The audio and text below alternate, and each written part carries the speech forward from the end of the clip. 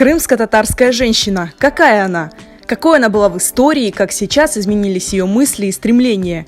Судаки провели дискуссию «Крымско-татарское пространство. Женское измерение». Организаторы решили отойти от традиционных проблем, которые обычно обсуждают в женском контексте. Не просто о том, какую роль женщины играли в истории крымских татар, но и о том, как женщины описываются, как вписываются в некие традиционные наши ценности и какова ее роль. Хотели поговорить о призвании женщины и о той социальной роли, которую она играет. На мероприятии выступили спикеры из разных областей – ученые, поэтессы, актрисы, психологи. Говорили о крымско-татарской женщине в истории, о социальной роли женщины и как она меняется со временем, об огромном вкладе женщин в сохранение семьи, родного языка и культуры. 19 сон асырын вақты ве 20 асырын башы. Чүнки әлбетте о вақыт біздің қырым-татар қадынларымыз о қадар актив әрекетте еділер ве Шафика Гаспарова, Диляр Булгакова, Зейнеп Амирхан, Айша Исхакова. Әлбетте бұл исемлерні әлбетте дайыма жанландырмаға керек, чүнки олармен бәраберлікте біздің медениетіміз, біздің тасиліміз, біздің театрымыз, чүнки театрда о қадар çok böyle işler geçti ve o isimlerмен әлбетте о вақыт аныла.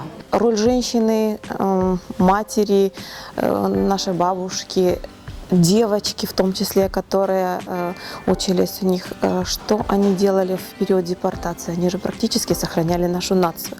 Они сохраняли язык, они сохраняли национальное блюдо, они сохраняли нас как народ. У нас разные регуляторы на самом деле регулировали жизнь крымско-татарской семьи по-разному. То есть изначально, примерно до 20 века начала, это был шариат, как свод мусульманских законов, и адат, как обычное право, да, крымских татар.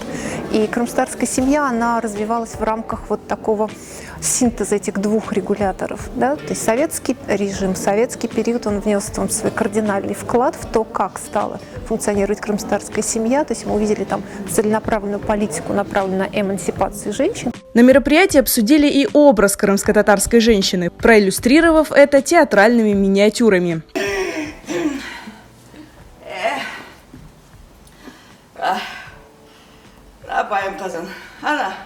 Аллаға шүкір деп отырам іште.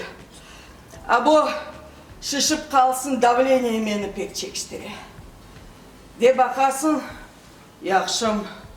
Де бақасын, ярамай олам. У нас есть какие-то свои специфические особенности, которые, наверное, условиями нашего существования, нашего выживания продиктованы. Но в целом это, наверное, вот те же проблемы, что волнуют всех женщин в мире. Организаторы встречи планируют обсудить еще много тем, которые в крымско-татарском обществе остаются малоохваченными, сделав подобные встречи регулярными и традиционными.